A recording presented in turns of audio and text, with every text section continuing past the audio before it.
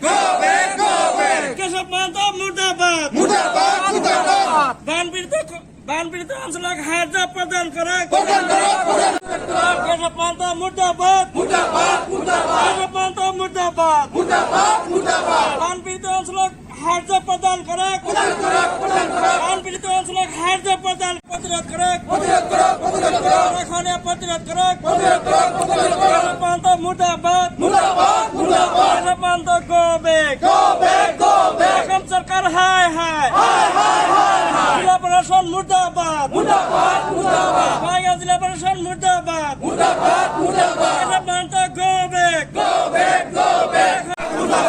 हमारा मुल्क प्रशासन मुर्दाबाद असम सरकार हाय हाय असम सरकार गो बैक बीजेपी सरकार निपाजक बीजेपी सरकार मुर्दाबाद अरविंद होनल गो बैक नेतृत्व सरकार गो बैक बीजेपी सरकार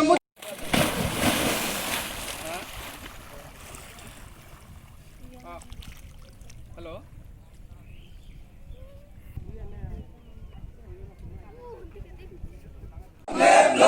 रामसूद जिंदाबाद बीजेपी सरकार हाय हाय बीजेपी सरकार निपाजक আমার দাবি ন্যায্য দাবি আমার দাবি মানিবে রাখবো কেশব মাহাতো মুর্দাবাদ কেশব মাহাতো মুর্দাবাদ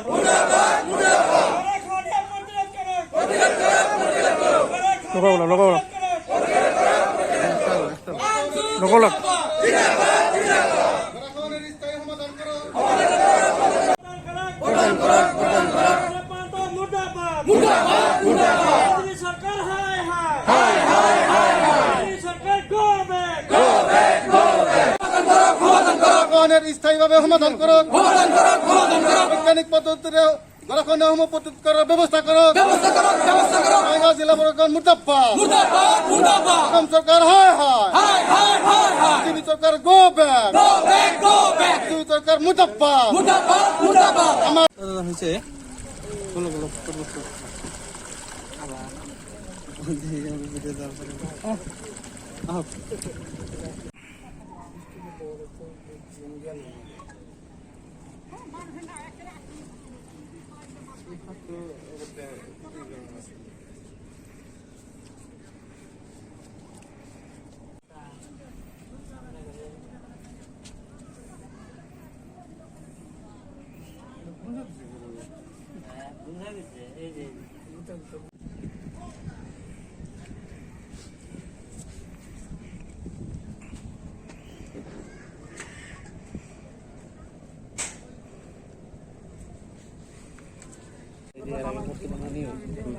ঢের নিয়েছিলাম একবারে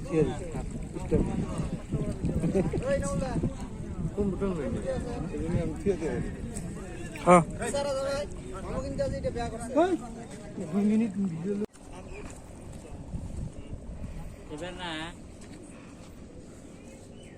এবার দাঁড় কোনে পাচ্ছে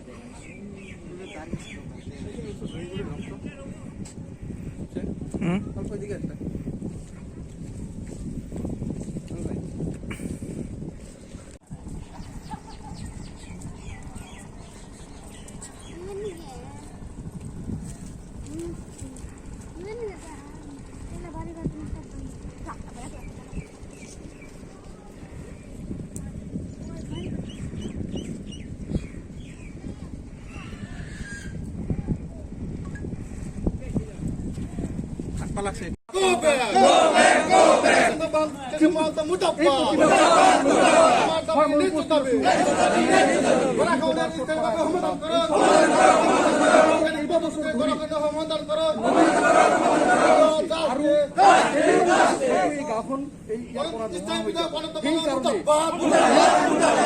আৰু যাৰ ফলত প্ৰায় কেইবাশ পৰিয়াল আৰু এই ঐতিহাসিক জয়গোপাল অঞ্চল অসমৰ মানচিত্ৰৰ পৰা নোহোৱাৰ উপক্ৰম হৈছিলে। এইবেলিও কিন্তু ব্ৰহ্মপুত্ৰই আচলতে কোনো ধৰণৰ বিগত বছৰকেইটা যি ধৰণে আমি দাবী উত্থাপন কৰিছোঁ স্থায়ী এটা গৰাখহনীয়াৰ ব্যৱস্থা কৰিব লাগে প্ৰতিৰোধ কৰাৰ, কিন্তু চৰকাৰে গৰাখহনীয়া প্ৰতিৰোধ কৰাৰ কোনো ব্যৱস্থা নকৰাৰ ফলত এইবেলিও প্ৰায় কেইবাশ পৰিয়াল আৰু বাকী যিখিনি চটপৰাৰ অংশ গাঁও আছিলে সেইখিনিও ইতিমধ্যে ব্ৰহ্মপুত্ৰৰ বুকুত বিলীন হৈ গৈছে আৰু বাকীখিনিও বিলীন হোৱাৰ উপক্ৰম হৈছে। তেনে ক্ষেত্ৰত অসম চৰকাৰে প্ৰতিশ্ৰুতি দিছিলে স্থায়ী বান্ধৰ ব্যৱস্থা কৰিব। জিলা প্ৰশাসনে দায়িত্ব লৈছিলে যে আমি সম্পূৰ্ণভাৱে জয়গোপা অঞ্চলটোক ৰক্ষণাবেক্ষণ দিম, কিন্তু যেতিয়া আমি দেখিলোঁ যে এইবেলিও কোনো ধৰণৰ ব্যৱস্থা গ্ৰহণ নকৰাত যেতিয়া দেখিছোঁ মানুহখিনিৰ জীৱন আৰু সম্পত্তিৰ সম্পূৰ্ণ নিৰাপত্তাহীনতাত ভুগিছে আৰু গৰাখহনীয়া ইতিমধ্যে এটা ভয়ংকৰ ৰূপ ধাৰণ কৰিছে। গতিকে উপায়বিহীন হৈ অসম চৰকাৰৰ বিৰুদ্ধে বঙাইগাঁও জিলা প্ৰশাসনৰ বিৰুদ্ধে আমি তীব্ৰ আন্দোলনৰ কাৰ্যসূচী আজি গ্ৰহণ কৰিছোঁ আৰু আমি এই ক্ষেত্ৰত বান নিয়ন্ত্ৰণ মন্ত্ৰী কেশৱ মহন্তক আমি তীব্ৰভাৱে নিন্দা কৰিছোঁ, গৰিহণা দিছোঁ। তেওঁ নিজেই এই অঞ্চলত আহিছিল আৰু এই অঞ্চলৰ বান নিয়ন্ত্ৰণৰ ব্যৱস্থা কৰিম বুলি কৈছিলে, কিন্তু তেওঁলোকে প্ৰতিশ্ৰুতিয়ে থাকিল, কাম নকৰিলে।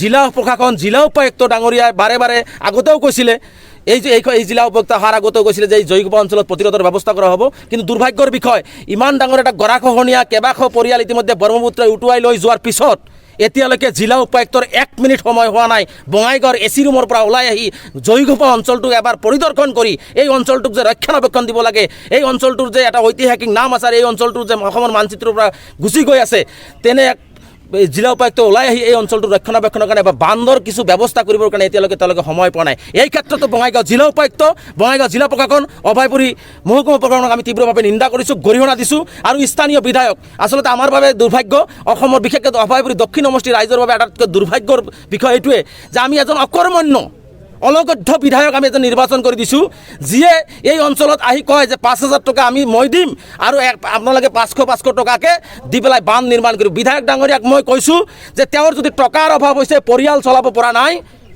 তেওঁক 5,000 নহয় 50,000 টকা আমচুৱে দিয়াৰ কাৰণে তেওঁক আমি সাজু আছোঁ। কিন্তু এনেকুৱা ধৰণৰ বান গৰাখহনীয়া ৰাইজক লৈ টুলুঙা মন্তব্য নকৰিবলৈ বিধায়ক অনন্ত মালক শেষবাৰৰ বাবে সকীয়াই দিছোঁ, কাৰণ এনেকুৱা ধৰণৰ মন্তব্যৰ কাৰণে আমি তেওঁলোকক বিধায়ক বনোৱা নাই।